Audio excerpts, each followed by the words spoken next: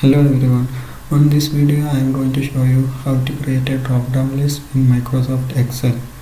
For doing this I have written some fruits name on the column I, and I am expecting a drop down list on cell A2.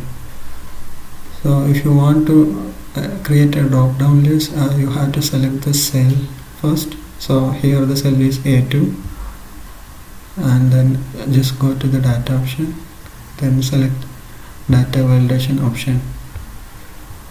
So once you select the data validation option, a window will be pop up and you have to select the list here. You have to select the list option here. So once you select the list option, then you have to select the source. Here the source is the fruits name, so I am going to select all the fruits name here, then simply press enter, then press OK.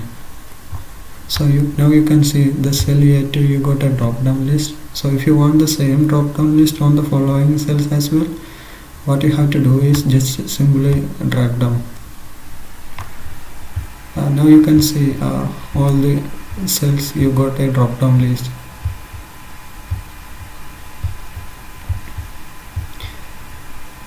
That's it. Thank you for watching.